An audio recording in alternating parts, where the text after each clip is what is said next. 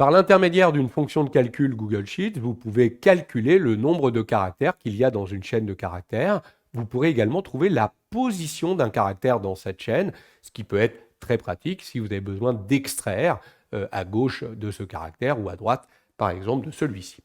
Alors, pour calculer le nombre de caractères, on va utiliser tout simplement la fonction égale nbcar parenthèse, et on a juste besoin de préciser la cellule concernée. Dans mon cas ici, je vais dire B6, nbcar de B6, je ferme la parenthèse, j'ai calculé le nombre de caractères qu'il y avait dans la cellule B6. Il compte l'ensemble des caractères, espace compris. Si vous avez besoin de trouver la position d'un caractère dans une chaîne, vous allez pouvoir utiliser deux fonctions, la fonction trouve et la fonction cherche. Je commence avec la fonction trouve. Égale, trouve, parenthèse, on indique le caractère que l'on recherche. Moi, je vais rechercher un espace, donc je mets l'espace entre guillemets. Je vais rechercher la position de l'espace dans la cellule ici B6. Donc, trouve entre guillemets l'espace, point virgule, et je vais chercher la cellule B6. Trouve-moi la position de l'espace dans la cellule B6. L'espace étant 8e position. Vous voyez, c'est très pratique. J'ai trouvé la position ici de l'espace, mais ça pourrait être la position d'un tiret, la position du symbole arrobase, qui vous permettrait, pourquoi pas après, d'extraire à gauche ou à droite. C'est vrai que ces fonctions sont rarement utilisées toutes seules, mais souvent en complément d'autres fonctions pour effectuer des extractions plus complexes. Revenons sur la différence entre la fonction trouve et la fonction cherche. En fait, regardez ici, j'ai recherché le caractère A dans la cellule B5. Il m'indique qu'il est en première position.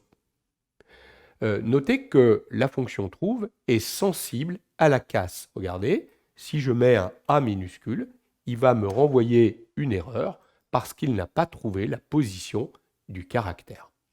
Donc vous voyez qu'il est très important avec trouve de respecter la casse. Ce n'était pas gênant avec un espace, ça devient évidemment très embêtant si je recherche un caractère alphabétique comme le A ou le B, peu importe. La fonction cherche, elle s'écrit exactement pareil que la fonction trouve, mais elle n'est pas sensible à la casse. Donc vous voyez qu'ici, j'ai marqué ici le A en minuscule, toujours dans B5, et pourtant, il me l'a bien trouvé en première position. Voilà la différence entre la fonction trouve et la fonction cherche. Alors, voyons maintenant une utilisation concrète de cela. Dans la cellule ici B17, j'aimerais bien extraire le nom qui se trouve dans la cellule B6. Alors on imagine qu'on a une colonne qui contient des centaines de prénoms et de noms, et on aimerait bien extraire que le nom dans une autre colonne, parce qu'on a besoin, par exemple, de trier sur le nom de famille. Je vais pour ça utiliser la fonction droite, puisque le nom est à droite dans la cellule B6. Droite B6, point virgule, et normalement, je devrais indiquer le nombre de caractères que je veux extraire à droite. Mais là, je ne peux pas. Je ne sais pas combien de caractères il y a dans le nom de famille de la personne. Je pourrais changer, évidemment, Afrit par un autre nom. Donc, je vais devoir le calculer. Alors, ici, c'est très simple. Regardez, je vais prendre le nombre de caractères total qu'il y a dans la cellule B6, 14, et je vais retrancher moins la position de l'espace. En retranchant du nombre de caractères total la position de l'espace, je prendrai bien les caractères restants à droite. Et vous voyez que j'ai été capable de ramener automatiquement le nom de famille. On peut mettre n'importe quel nom de famille ici, automatiquement, il sera en mesure d'extraire ce nom.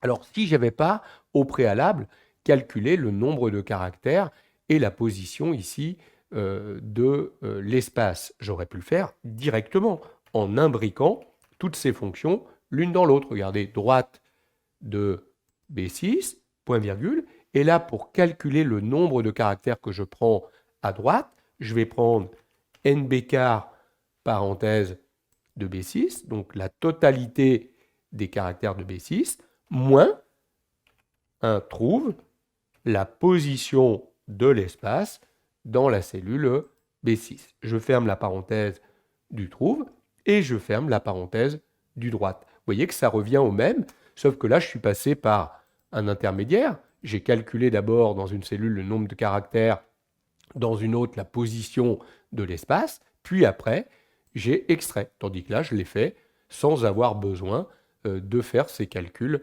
intermédiaires. Et si je veux extraire le prénom, je vais utiliser la fonction gauche, parenthèse, toujours de la cellule B6, je récupère à gauche de B6, point virgule, et là, pour trouver le nombre de caractères que je veux extraire à gauche, il me suffit de trouver la position de l'espace.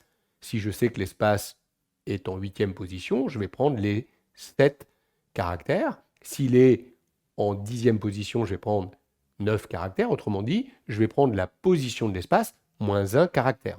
Il me suffit donc d'utiliser la fonction trouve, guillemets, espace guillemets, point virgule dans la cellule B6, je ferme la parenthèse de trouve, moins 1, et je ferme la parenthèse de ma fonction gauche. Et me voilà avec l'extraction du prénom. Voilà comment vous pouvez compter le nombre de caractères avec NBcar ou trouver la position d'un caractère dans une chaîne avec trouve ou cherche pour pouvoir effectuer des extractions un peu plus complexes dans votre feuille de calcul Google Sheets.